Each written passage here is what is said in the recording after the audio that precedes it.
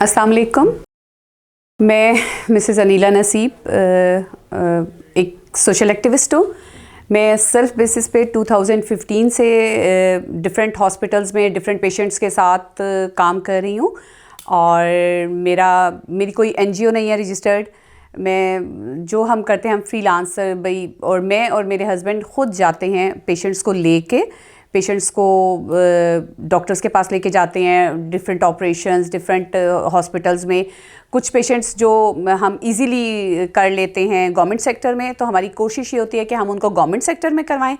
लेकिन जहाँ पे हर्डल आ जाए गवर्नमेंट सेक्टर में, तो वहाँ पे फिर हम अपने पेशेंट्स को प्राइवेट हॉस्पिटल्स में भी करवाते हैं। जैसे मेरे मोस्टली पेशेंट बर्न के होते हैं, कैंसर के होते हैं। तो आपको पता है बर्न और कैंसर के पेशेंट्स पे बहुत ज़्यादा अखराजात आते हैं। तो गवर्नमेंट सेक्टर से जितना हमसे हो सकता है हम करते हैं, फिर हम उनको प्राइवेट सेक्टर्स में ले जाते हैं। और इसके अलावा हम डिफरेंट बच्चों की शादियाँ और इस तरह के भी हमारे बहुत सारे प्रोजेक्ट्स हैं। लेकिन बेसिकली जो हम मेन प्रोजेक्ट्स करते हैं वो हेल्थ से रिलेटेड होते हैं। सो फर्स्ट क्वेश्चन इज़ कि अभी तक का आपका overall experience health care services में पाकिस्तान में कैसा रहा? वो पॉजिटिव था या नेगेटिव था? नहीं, बहुत अच्छा रहा है माशाल्लाह। डॉक्टर्स बहुत कोऑपरेटिव होते हैं। अगर आपका अटेंडेंट तेज़ है तो आपका पेशेंट बहुत अच्छे तरीके से ट्रीट होता है। आपको हमारे मोस्टली पेशेंट्स को पता ही नहीं है कि हमें हॉस्पिटल्स में क्या क्या फैसिलिटीज़ दी गई हैं और हमें डॉक्टर से क्या फैसिलिटीज़ लेनी है, हमें पर्सनली क्या करना है। तो मेरा ये एक राय भी है कि अगर डॉक्टर्स पेशेंट के साथ साथ पेशेंट्स के जो अटेंडेंट होते हैं उनको भी समझाना चाहिए कि आपको किस तरीके से चलना है। हमारे हॉस्पिटल्स में हमारे लिए बहुत सारी फैसिलिटीज़ हैं। मैंने अपने बहुत सारे पेशेंट्स गवर्नमेंट हॉस्पिटल से ट्रीट करवाए हुए हैं।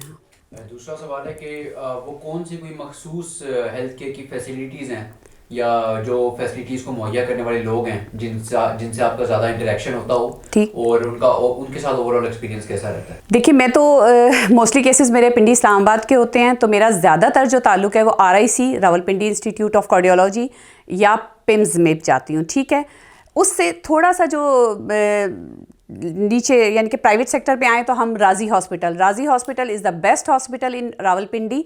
उसमें आपको अभी तक स्टिल आज जो डेट है इस तक आपको कार्ड की फैसिलिटी दी गई है। उसके अलावा पिंडी इस्लामाबाद में बिलाल हॉस्पिटल बहुत अच्छा है, उसमें बहुत अच्छा गाइड भी किया जाता है। और मैं कैंसर जो कि जितने मेरे पेशेंट होते हैं वो मैं नूरी वगैरह से हट के मैं CMH में ट्रीट करवाती हूँ। आपको मैं बताऊँ, उधर CMH में टेस्ट फैसिलिटीज़ हैं उनके रेट्स बहुत इकनॉमिक है ना। जो टेस्ट हमें नूरी से भाई कॉस्टली पड़ता है, वही टेस्ट हमें CMH से काफ़ी सस्ता पड़ जाता है। और फिर इसमें हमारे डॉक्टर्स का बहुत हाथ होता है। आप सोचें, एक पेशेंट है, जैसे अभी मैंने उसको बर्न पेशेंट है, मैंने उसको ट्रीट करवाना है, उसमें मैं उसको अभी मैक्स हेल्थ हॉस्पिटल ले जाऊंगी तो वहाँ पे 70,000 सिर्फ डॉक्टर की ट्रीटमेंट फ़ी है, जो कि उसको ग्राफ्टिंग करेंगे। तो अब जो डॉक्टर अच्छा होता है वो अपनी फ़ी बिल्कुल ख़त्म कर देता है। अभी मेरा रनिंग जो एक डॉक्टर आमना मुख्तार केस था, उसमें डॉक्टर जनरल सुहेल हफीज़ हैं, उन्होंने अपनी फ़ी बिल्कुल नहीं ली और आप माने अभी तक चेकअप की भी वो फ़ी नहीं ले रहे हमसे। तीसरा क्वेश्चन है कि अभी तक जितना भी आपका एक्सपीरियंस रहा है उसमें आपको कोई मुश्किलात या कोई रुकावटें फेस करनी पड़ी हों, और उसमें से सबसे बड़ी रुकावट या सबसे बड़ी मुश्किल क्या थी? बहुत मर्तबा ऐसा होता है, आपको भी पाकिस्तान के हालात का पता है। फिर हमारे जो PA लेवल है ना, वो बहुत अच्छे तरीके से ट्रीट नहीं करता लोगों को। अब मैं और मेरे हस्बैंड जो हैं, मेरे हस्बैंड आर्मी से रिटायर्ड हैं, हमें थोड़ा सा पता है, हम बोल लेते हैं। लेकिन मैं वहाँ पे बैठी होती हूँ ना, तो मैं देखती हूँ कि अंदर डॉक्टर्स बहुत अच्छे बैठे हुए हैं, लेकिन जो बाहर PA बैठे हुए हैं ना, वो बिल्कुल नहीं अच्छे तरीके से लोगों को ट्रीट करते। चाहे आप गवर्नमेंट सेक्टर में इस पे चले जाएँ, चाहे आप प्राइवेट सेक्टर में इस पे चले जाएँ। उसके बाद है कि आपका अभी कोई रिसेंटली कोई ऐसा एक्सपीरियंस रहा हो हेल्थ केयर फील्ड में जो आपको अभी तक याद हो, या उसका और जो इम्पैक्ट था आपके ऊपर भी, वो पॉजिटिव था या नेगेटिव था? हाँ, मैं आपको बताती हूँ। अभी डॉक्टर आमना मुख्तार केस, डॉक्टर आमना मुख्तार जो हैं वो एक ओल्ड होम में रहती हैं और वो गायनाकोलॉजिस्ट हैं खुद, लेकिन उनके साथ बहुत बैड है, उनका हालात बहुत, उनकी एक लंबी स्टोरी है, वो बहुत लंबा हो जाएगा। अच्छा, उनको लेके ओल्ड होम से मैं जब गई हूँ जनरल सुहेल हफीज़ के पास, आप तो पहले मैं उनको CMH लेके गई, वहाँ पे नहीं अच्छा ट्रीट किया गया उनको, उस डॉक्टर ने बहुत एक दो बातें बहुत गलत कही। तो उसके बाद जब मैं उनको जनरल सोहेल हफीज़ के पास लेके गई हूँ शिफा इंटरनेशनल में, जनरल सोहेल हफीज़ ने उनको कहा कि मैम आपके और मेरे में इतना फ़र्क नहीं है, आपका बैच 83rd है, मेरा 82nd है, तो आप क्यों इतनी वो हो गई हैं। और जनरल साहब अपना ना लिख रहे थे साथ साथ कुछ ना पेपर पे, तो डॉक्टर आमना ने कहा कि आपके और मेरे हालात में बहुत फ़र्क है। आप सोचें, डॉक्टर साहब ने अपना पेन रखा है और उनके घुटने पकड़ लिए हैं डॉक्टर साहब ने ना, उन्होंने कहा अब आप मुझे बताएं अपनी सारी स्टोरी। तो आप सोचें, एक डॉक्टर इतना बिजी डॉक्टर है कि अब मैं आपको क्या बताऊं, वो इतने हम्बल तरीके से उसने डॉक्टर उनको देखा है, उनको ट्रीट किया, और माशाल्लाह आप डॉक्टर आमना मुख्तार चल रही हैं अपने पैरों पर। तो वो मुझे अभी तक नहीं ये बात भूली कि आपका और मेरा हालात में बहुत फ़र्क है। अच्छा, उसके बाद कि जो पाकिस्तान की जो हेल्थ केयर सिस्टम है और हेल्थ केयर फैसिलिटीज़ हैं, उनको आप रेटिंग के एतबार से 10 में से कितने नंबर देंगे और क्यों? उनको रेटिंग के हिसाब से तो देखिए, बहुत सारे डिफरेंट हॉस्पिटल्स की डिफरेंट रेटिंग हम ले सकते हैं। हम ये नहीं ओवरऑल हम इस तरह नहीं कह सकते, क्योंकि मुझे पर्सनली, क्योंकि मैं सेल्फ बेसिस पे करती हूँ, मैं खुद जाती हूँ, खुद डॉक्टर से मिलती हूँ, खुद पेशेंट को, आप सोचें अमूमन मैं अपने पेशेंट को उनके घर से पिक एंड ड्रॉप तक करती हूँ, तो मैं उसके साथ खड़ी होती हूँ। तो डिफरेंट हॉस्पिटल्स की डिफरेंट हैं। पिम्स में को भी हम बुरा नहीं कह सकते, क्योंकि वहाँ पे रश बहुत है। होली फैमिली हो गया, पिम्स हो गया, आप देखो आजकल हार्ट का RIC बेस्ट हॉस्पिटल जा रहा है पिंडी इस्लामाबाद में, और रेट के हिसाब से भी कि उनके फ्री केसेस भी बहुत होते हैं। और पाकिस्तान में 10/8 कह लें, थोड़ी बहुत गलतियां तो हर जगह पर होती हैं, लेकिन अमूमन मुझे अच्छे लोग मिले। लेकिन जो गवर्नमेंट सेक्टर है वहाँ पे मुझे एक शिकायत भी है कि वो मशीन्स जो है ना वो नहीं उनकी ठीक होती। जब जाओ तो वो कहते हैं जी ये मशीन ख़राब है, वो मशीन ख़राब है। तो हमारे जो गवर्नमेंट सेक्टर्स के हेड है ना, उनको ये देखना चाहिए। आपको कभी कुछ ऐसा लगा हो कि जो आपकी बेसिक जो हेल्थ केयर नीड्स हैं या जो आपकी हेल्थ केयर की जो सिचुएशन है, उनको जो हमारे प्रोफेशनल्स हैं, डॉक्टर्स हैं, उन्होंने सही तरीके से समझा ना हो, सही तरीके से एड्रेस ना किया हो, सही तरीके से आपकी बात ना सुनी हो, और ऐसा क्यों था? हाँ, मैं बताती हूँ। ऐसा बहुत दफ़ा होता है, अक्सर औकात अक्सर केसेस में इस तरह की चीज़ें होती रहती हैं, लेकिन उनको सॉर्ट आउट किया जाता है।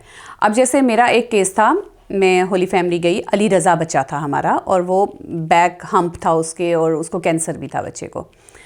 अब जितनी देर मैं और मेरे हस्बैंड वहाँ पे खड़े रहे हैं, आप सोचें हर टेस्ट उस बच्चे का फ्री हुआ है, हर चीज़ उसकी फ्री हुई है, सब कुछ। और जब मुझे डॉक्टर ने बड़ी तसल्ली दे के कहा आप चली जाएं मैम घर, हम शाम तक इंशाल्लाह इस चीज़ को ऑपरेट कर देंगे।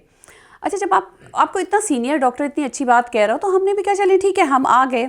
उसके बाद रात 10 बजे उसकी माँ का फ़ोन आया कि बेड जो था वो भी हमसे ले लिया गया है।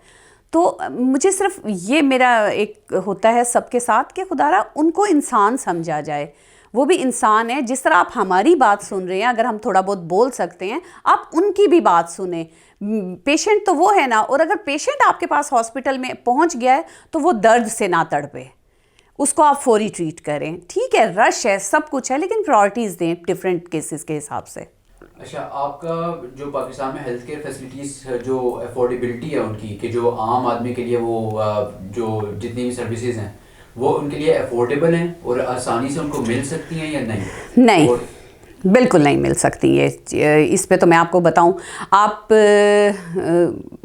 चले जाएं किसी भी गवर्नमेंट सेक्टर के हॉस्पिटल में, क्योंकि जो इस फैसिलिटीज़ की बात आप कर रहे हो वो तो आप गवर्नमेंट सेक्टर के हॉस्पिटल में ही मिलनी की है ना, जो आम बंदे की पहुंच में होनी चाहिए। आपको मैं क्या बताऊं कि एक जैसे डेट है ना, तो एक डेट जो दी जा रही होती है किसी टेस्ट की, वो एक 2 महीने बाद की दी जा रही होती है। और आपको ये जो ऑपरेशंस की डेट है, ये तो आपको साल बाद की मिलती है। मैं उनसे कहती हूँ कि फिर इतने में अगर पेशेंट को अल्लाह ना करे कुछ हो जाए, लेकिन हमारे पाकिस्तान में ना प्रायोरिटीज़ देनी चाहिए। हेल्थ पे बहुत काम होने वाला हुआ है। अब आप जो केसेस, अब डॉक्टर आमना मुख्तार 4 साल से बेड पे बैठी हुई थी, लेकिन फिर क्या हुआ, हमने प्राइवेट सेक्टर में ले जाके उनको ऑपरेट करवा दिया।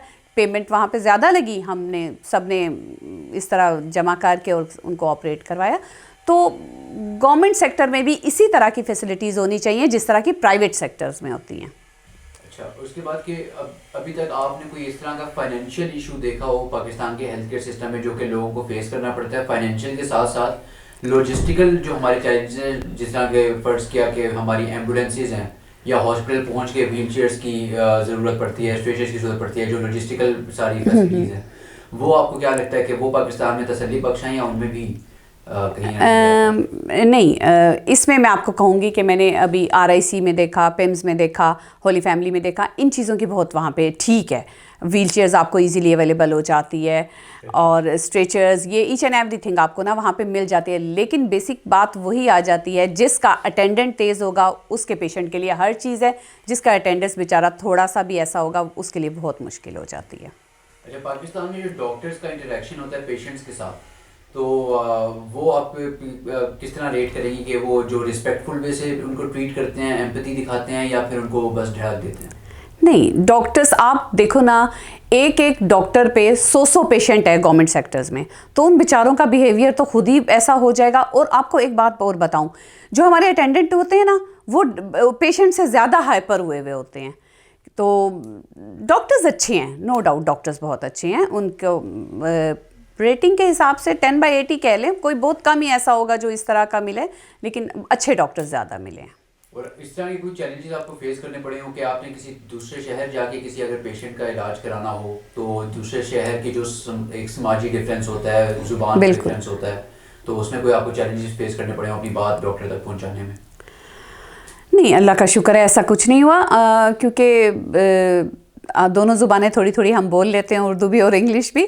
और हम गए हैं दूसरी सिटीज़ में भी, मैंने लाहौर में एक पेशेंट को ट्रीट करवाया, मुल्तान में एक पेशेंट को ट्रीट करवाया, तो नहीं ऐसा सच इस तरह नहीं, शुक्र है कोई इस तरह का मसला नहीं हुआ। अच्छा, अभी तक आपने कोई digital health care service Pakistan में यूज़ की हो जो आपके मोबाइल पे आसानी से आपको मुहैया की गई हो, या इस तरह की कोई आपने जो मोबाइल से एक्सेस की हो हेल्थ केयर सर्विस? हाँ, मैंने अभी शिफा इंटरनेशनल की दोनों जो थी, मैंने फिजियोथेरेपिस्ट भी उन्हीं से लिया, और जो मेरी लैब्स की सारी चीज़ें होती हैं वो भी ऑनलाइन हो जाती है। वो लोग घर आकर ना आपकी लैब्स भी ले लेते हैं और वो कर लेते हैं, और ये एक बहुत अच्छा इकदाम है। अब आप सोचें, हम एक व्हील चेयर वाला पेशेंट जिसको हमें गोद में उठा के, डॉक्टर आमना मुख्तार को हम गोद में उठा के लेके जाते रहे हैं, तो उनके लिए मुझे ये बहुत अच्छा हो गया कि मैं डेली उनको कहाँ फिजियोथेरेपिस्ट के पास लेके जाती, तो वो जो है ना घर आ जाते थे उधर ना, ओल्ड होम में आ जाते थे, तो उनके लैब्स भी, उनको इंजेक्शंस भी और सब कुछ हमने उनको वहीं पर दिया है। अच्छा, कुछ आप ऐसी एग्जांपल्स दे सकती हैं कि पिछले कुछ सालों में जो पाकिस्तान के हेल्थ केयर सिस्टम में पॉजिटिव चेंजेस आई हों या उसमें कुछ इम्प्रूवमेंट्स आई हों, उनकी कुछ मिसाल? पाकिस्तान में बड़ी अच्छी एक चेंज आई थी हेल्थ कार्ड की, ठीक है। आप सोचें, एक बच्ची जिसका बाप की ये साइकिलों की दुकान हो, और उस बच्ची का ब्रेन में एक ऑपरेशन हमने करवाया, और उस पे बिलाल हॉस्पिटल से, मैं हॉस्पिटल के नाम लूँगी क्योंकि जो अच्छा काम कर रहा है उनका बताना चाहिए, बिलाल हॉस्पिटल से हमने उस बच्ची का ट्रीटमेंट करवाया। और वहाँ पे जब हम ले गए उसको, हमने सोचा पता नहीं कितना का ऑपरेशन होगा, लेकिन जब डॉक्टर ने हमें कहा कि, मैंने कहा डॉक्टर साहब कितने का, कहते हैं अप्रॉक्सीमेटली 9 लाख का। तो मैंने कहा अच्छा ठीक है, लेकिन डॉक्टर साहब इतना हेल्पफुल था, उसने कहा मैं कार्ड पे इस बच्ची का करूँगा। हेल्थ कार्ड एक बहुत अच्छी स्कीम आई थी पाकिस्तान में, बहुत से गरीबों के उससे मैंने ट्रीटमेंट करवाए हैं। आप सोचें कि जितना अरसा हेल्थ कार्ड हर हॉस्पिटल में चला है, मुझे किसी से भी कुछ मांगने की ज़रूरत नहीं पड़ी थी, डोनेशन हमने नहीं लिया किसी के लिए भी, लेकिन अब फिर से हमें उसी तरह डोनेशन लेना पड़ा। लेकिन अभी भी कुछ हॉस्पिटल्स हैं जो कि हेल्थ कार्ड को एक्सेप्ट कर रहे हैं, तो हेल्थ कार्ड एक बहुत अच्छा था, इस पे आप लोग भी गौर करें कुछ। अच्छा, और कोई ऐसी रिकमेंडेशन या कोई सजेशन जो आप पाकिस्तान की जो हेल्थ इंडस्ट्री है इसको देना चाहें कि वो किस तरह अपने मेयार को बेहतर बना सकते हैं? बिल्कुल, आप लोग अपने जो आपके गवर्नमेंट हॉस्पिटल है ना, देखिए हम प्राइवेट सेक्टर में क्यों भागते हैं कि हमें वो फैसिलिटीज़ गवर्नमेंट हॉस्पिटल्स में नहीं मिलती। और मैं और मेरे हस्बैंड ना अमूमन जब इन गवर्नमेंट हॉस्पिटल्स में जाते हैं, वहाँ बैठ के हम यही बात कर रहे होते हैं कि हर बंदा को एक रिस्पॉन्सिबिलिटी है जो उसको पूरी करनी चाहिए। अगर एक्सरे मशीन ख़राब है तो एक्सरे डिपार्टमेंट वालों को करना चाहिए, MRI मशीन ख़राब है, CT स्कैन का कोई मसला है, आप सोचें कुछ गवर्नमेंट सेक्टर हॉस्पिटल्स में अल्ट्रासाउंड एक नॉर्मल चीज़ है, अल्ट्रासाउंड उसकी 2-2 महीने बाद की डेट दे देते हैं।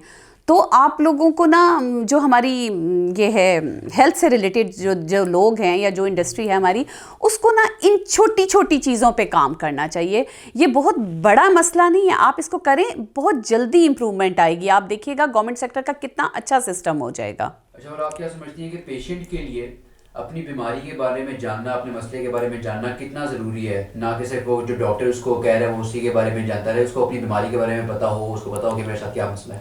नहीं, पेशेंट को पता होना चाहिए, बिल्कुल पेशेंट को ब्रीफ करें, पेशेंट को और उसके घर वालों को बिठा के आप हिस्ट्री पूरी बताएं।